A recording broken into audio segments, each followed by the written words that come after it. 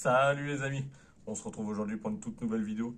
Comme vous voyez, je suis chez moi, c'est la période de Noël qui est commencée, donc vous voyez bien, il y a le sapin derrière et il y a le petit ours en décor. Donc on est aujourd'hui ici pour parler de pêche forcément, mais je vais répondre aussi à toutes les questions qui m'ont été posées suite à mon post que j'ai fait sur ma page Facebook et YouTube.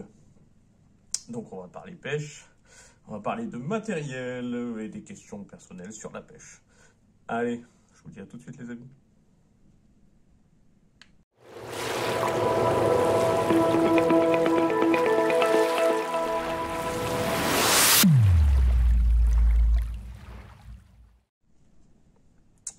Donc voilà, bon, c'est parti, je vais sur Facebook directement voir les questions qui m'ont été posées. Bien sûr, j'ai regardé déjà un petit peu. Hein, mais on va aller dans l'ordre. Donc, je vais répondre déjà à Sam qui m'a posé la question. Depuis combien de temps je pratique la pêche en mer? Donc, il n'y a pas que lui qui m'a posé la question, il y a plusieurs personnes aussi. Donc, c'est simple. Je vais avoir 34 ans. Je pêche à peu près depuis mes 7-8 ans. Donc, voilà que j'ai commencé avec mon père. Donc, ça fait déjà une bonne paire d'années que je pêche. En mer, donc en bord de mer, et puis je digue et jeter. Donc voilà, en sachant que j'ai commencé, pour ceux qui habitent Boulogne, au niveau de l'ancienne cimenterie. Donc c'est au niveau de la Darse. C'était la même route qu'on prenait pour la digue Carnot, sauf qu'on tournait à droite au niveau des hangars, qui depuis maintenant est fermé depuis très très longtemps. Mais j'ai commencé là à pêcher avec mon père à la mitraillette, donc au jeu de plumes. Et coup de bol du débutant, je m'en rappelle très bien parce que c'est un très bon souvenir. Mon père jetait la ligne avec une canne à bateau, je m'en souviendrai. Et comment dire ça? Je faisais que de ramener, lancer, et c'était la nuit en plus. Et mon père me disait si lui s'occupait de sa canne aussi. Mais à chaque fois, il devait lancer la mienne parce que j'étais trop petit. Et à chaque fois, il me disait si tu sens que ça tire, c'est qu'il y a un poisson, tu m'appelles. Et à un moment, au bout d'un certain nombre de lancers, j'ai senti quelque chose tirer. Sauf que j'ai continué à mouliner. Mon père, je lui ai dit forcément, et c'est lui qui a fini par monter un joli bar. Coup de bol. Et c'est véridique, les amis, c'est vraiment véridique. Et après ce joli coup de canne, j'ai été dormir dans la voiture. J'étais complètement crevé. Donc voilà, bon après j'étais petit. Donc voilà pour la petite anecdote les amis. On va passer à une autre question. Donc de Ludo qui m'a marqué: salut dame, pêches-tu uniquement pour le plaisir ou aimes-tu ramener un bon repas à la maison? Très bonne question, mais je me cache pas, j'aime bien y aller pour le plaisir, mais aussi pour ramener du poisson. Il faut être très franc maintenant, tout en respectant les tailles forcément. Comme là, on est à la période du merlan. J'aime bien ramener du merlan à la maison, ou que ça soit l'été, du bar, etc. Faut pas se fier. De toute façon, les seuls poissons, je veux dire, que j'ai ramenés chez moi, ce sont du bar, merlan, flé. Et c'est à peu près les 3 poissons que je ramène chez moi. Il nous a posé aussi d'autres questions. Préfères-tu mettre le prix dans un matériel plus de qualité ou tu préfères profiter des bons plans moins chers? En connaissant maintenant les sites chinois que j'ai l'habitude de commander aussi, je ne vais pas m'en cacher, c'est des bons plans.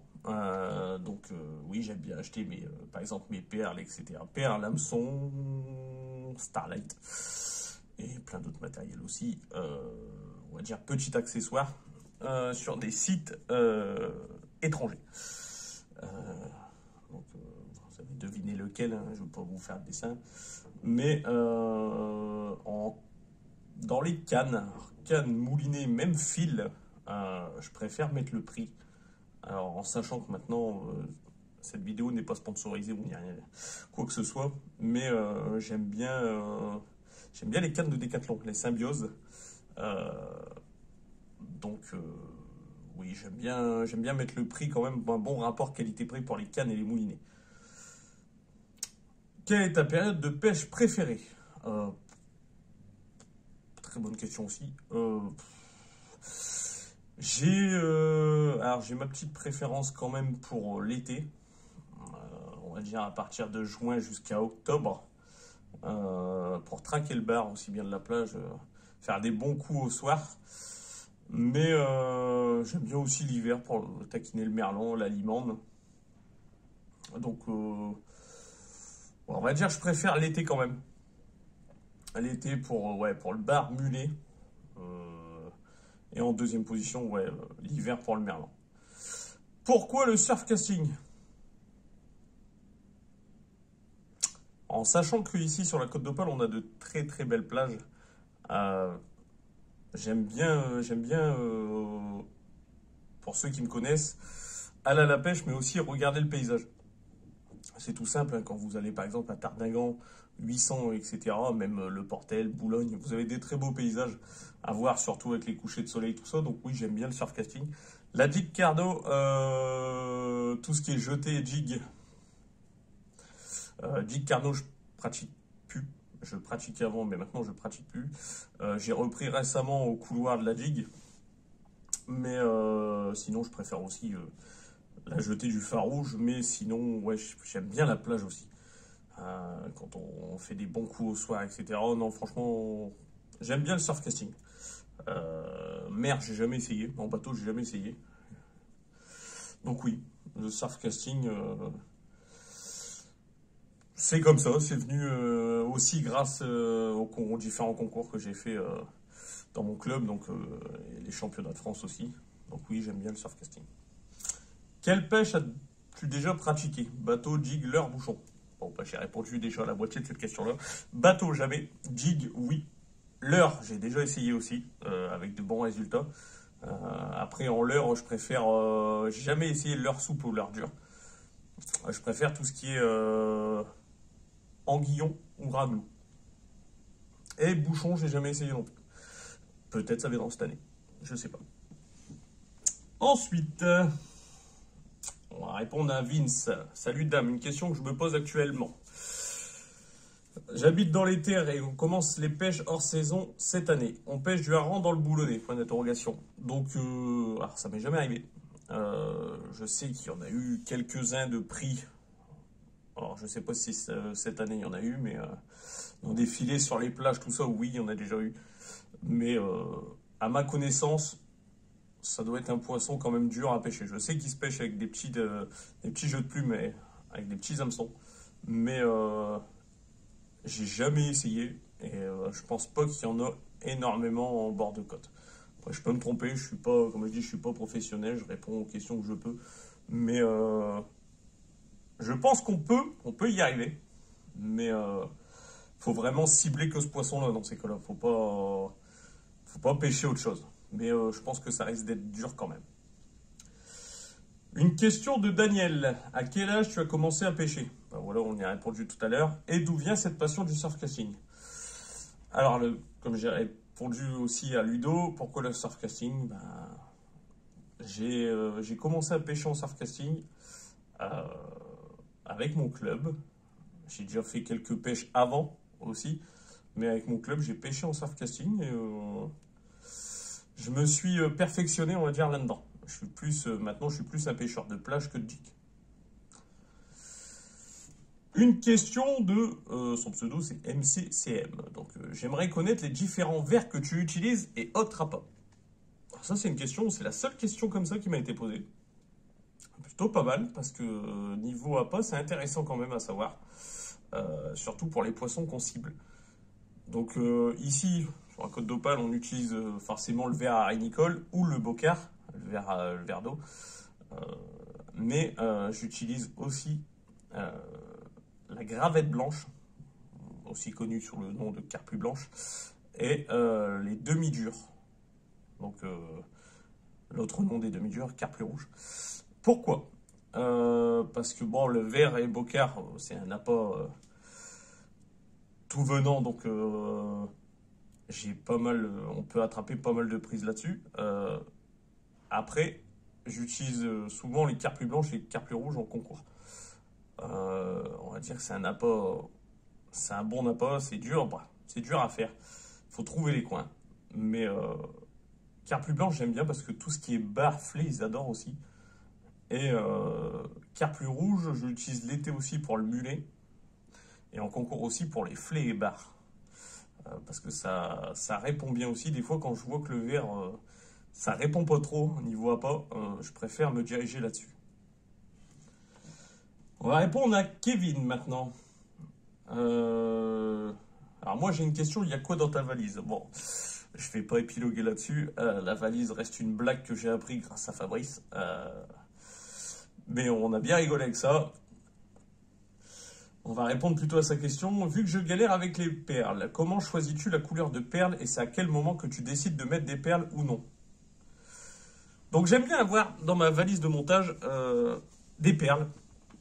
Alors j'en ai pas mal, même beaucoup. Tout ce qui est phosphore, rouge, jaune, rose, orange, perles à facettes, perles sequins. J'en ai vraiment pas mal. Alors, quelle couleur, comment je choisis mes couleurs? C'est simple, j'adore pêcher avec les perles phospho, les perles jaunes, rouge, orange, rose, perles à facettes, perles flottantes aussi, j'avais oublié, perles flottantes blanches. Mais comment je les choisis? Alors, c'est simple. Au niveau, en début d'année par ici, on appelle, il y a un phénomène naturel qui s'appelle le ver de. J'adore pêcher avec des perles rouge, jaune, rose, même des fois des phosphos, et perles à facettes. En fait, tout ce qui est bien visible sous l'eau, parce que l'eau, elle est chargée en microalgues, etc.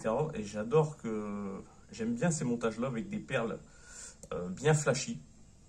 Donc, j'en ai quelques-unes là. Vous voyez, là, il y en a des roses. J'en ai des oranges.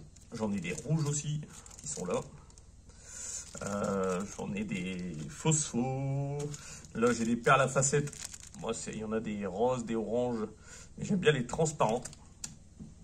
Et souvent, j'aime bien. C'est simple. Quand je vais traquer le bar l'été, je prends le montage le plus simple, sans perles. Par contre, pour ce qui est flé, etc., j'aime bien utiliser des perles. Et à quel moment je décide de mettre des perles, bah, c'est ce que je dis. Quand l'eau elle est bien chargée en couleur, comme par ici, elle est souvent en marron que bleu canard WC, on va dire. J'adore mettre des perles. Ensuite, ça dépend le poisson que je cible. Si je vais traquer le mulet, je vais mettre des perles flottantes blanches. Ça, c'est sûr. Mais comment je choisis les couleurs? Des fois c'est tout con.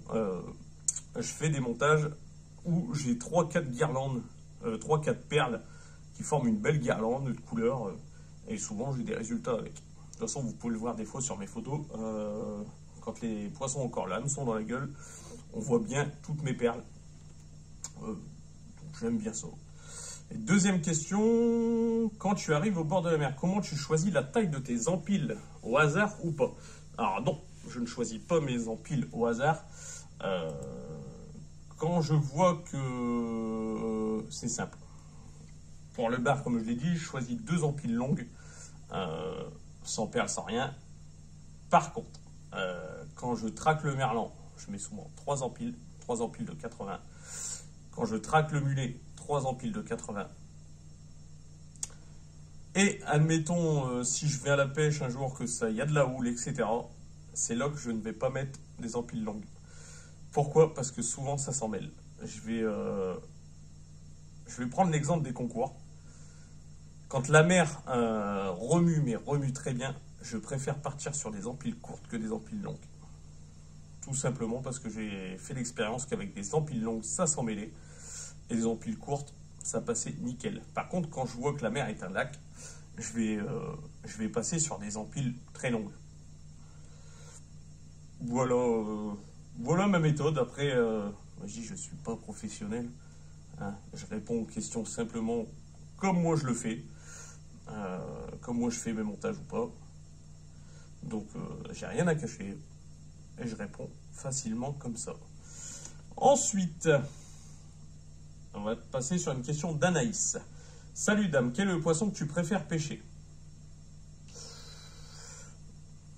Alors Alors, le poisson qui me procure des bonnes sensations au niveau touche et niveau combat, bah, forcément, c'est le bar. Ensuite, je mettrai le mulet. Et après, bah, un peu de tout, hein, on va pas se cacher. Et quel est le poisson le plus fou que tu as déjà pêché? En espèces et en taille. Alors, en plus fou, sur Boulogne.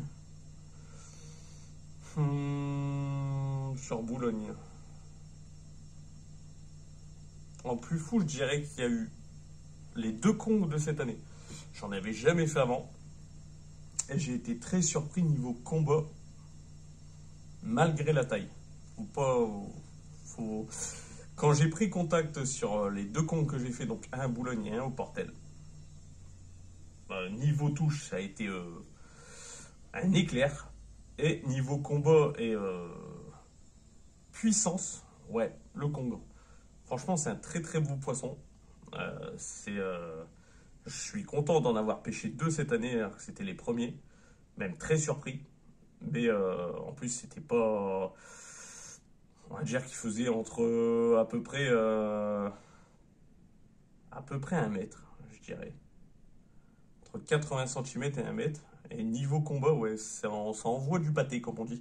Donc, pourquoi pas un jour, l'année prochaine, essayer de traquer ce poisson-là. Parce que je me dis que s'il y en a des petits, il doit y en avoir des gros. Ouais, ça me plaît bien. Niveau combat, je voudrais dire que ça me plaît très bien. Anaïs avait une deuxième question aussi. Tu utilises quoi comme canne et moulinet pour tes sessions de pêche? Donc, en canne, j'en ai une préférée que j'utilise tout le temps. C'est la Symbiose 900 de chez Caperlan. Donc, pas l'édition de cette année, mais l'édition de l'année dernière. J'adore cette canne, niveau puissance, touche, etc. On me l'avait conseillé grâce à un ami. Et je suis pas déçu du tout. Et donc ensuite, après la canne moulinet, donc en ce moment j'utilise le moulinet Cinétique. Ça fait déjà 2-3 ans que j'utilise. Un Cinétique Raycast en 7000. Le problème, c'est que là, je peux même pas vous le faire voir parce que je suis en train de le réparer. J'ai eu un petit souci avec au niveau du fil. Mais je pense que je vais bientôt le changer. Je vais peut-être partir sur un Symbiose chez Decathlon. J'ai vu qu'ils étaient pas mal. Donc, à voir. Vous le verrez de toute façon. Si j'en achète à nouveau, vous le verrez bientôt. En session, soit en photo ou un truc du genre. Donc voilà Anaïs, pour ta deuxième petite question. Pour l'instant, j'espère que j'ai répondu à tout le monde. Je suis en train de regarder en même temps. Ah, il y avait Kevin aussi. Kevin sur sa deuxième question.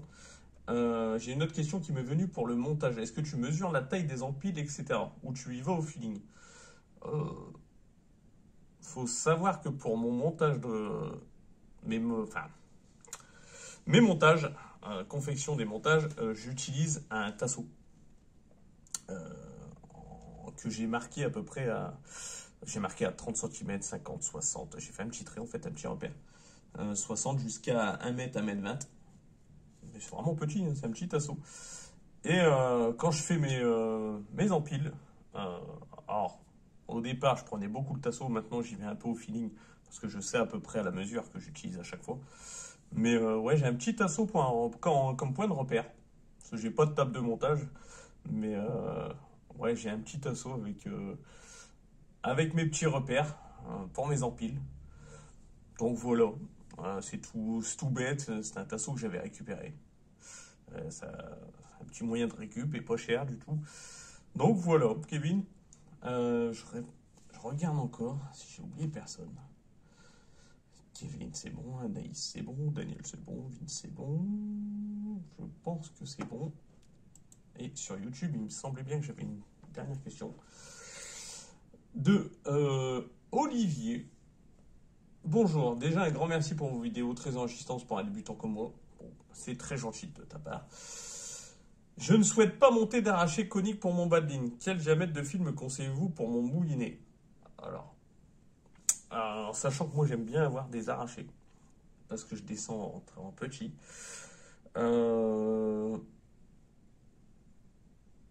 Je connais des personnes qui, en 35 centièmes, ne mettent pas d'arraché. Donc, ouais, je dirais un bon 35 centièmes. Par contre, Olivier, si tu montes un 35 centièmes, par exemple, vérifie bien au niveau des marques ou n'importe quelle marque. Tu peux comparer parce que des fois, le 35 centièmes d'une marque et le 35 centièmes d'une autre marque n'ont pas la même résistance en kilos. Donc, je serais même tenté de te dire un 40 centièmes ou un 35 centièmes, ouais, mais avec une bonne résistance. Après, tout dépend où tu vas. Par exemple, si je sais pas où tu pêches, mais si tu pêches d'une digue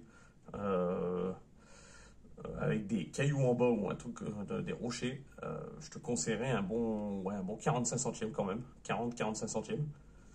Après, si tu pêches de plage, ouais, un 35 centièmes. Après, si tu as plusieurs bobines, tu peux faire en 35 centièmes, en 40 centièmes, au moins tu seras tranquille. Mais oui, je te conseillerais ça. C'est déjà pas mal, je pense. Donc voilà les amis, cette petite vidéo FAQ est terminée. Il n'est pas encore trop tard pour les autres personnes. Hein, si d'autres personnes veulent me poser des questions, il n'y a pas de souci, vous pouvez. Donc directement sur ma page Facebook ou ma chaîne YouTube. Il n'y a aucun souci là-dessus, je vais vous répondre. Et si le concept de cette vidéo vous a plu, je peux en faire une deuxième, une troisième, il n'y a pas de souci. En sachant que là, on est bientôt, enfin, on est en décembre, il y a la nouvelle année qui approche, des nouveaux projets. Niveau pêche, forcément, des nouvelles sorties qui sont prévues. Avec, comme avec d'habitude, avec toute la petite équipe. Daniel, Kevin, André, mon père, Pierre. Il y a pas mal de petites sorties de prévues, des nouveaux lieux, j'espère qu'on pourra découvrir. Donc n'hésitez pas, si ce concept vous a plu, il ne faut pas hésiter, même ce que je dis tout le temps, à la pêche, il faut être curieux. N'hésitez pas à poser des questions. Je sais bien qu'il y en a qui trouvent ça saoulant de poser des questions, qu'on leur réponde, etc. Mais moi, pas du tout. C'est pas ma personnalité. J'aime bien répondre aux questions et les aider parce que, forcément, je suis toujours débutant. J'ai on va dire, un peu plus d'expérience maintenant. Mais quand j'ai commencé, on va dire, niveau pas compète, mais niveau pêche en surf, etc. J'ai posé des bonnes questions, on m'a répondu. Enfin voilà. Donc, à mon tour de faire pareil maintenant. Donc voilà les amis, petite vidéo terminée, j'espère qu'elle vous aura plu.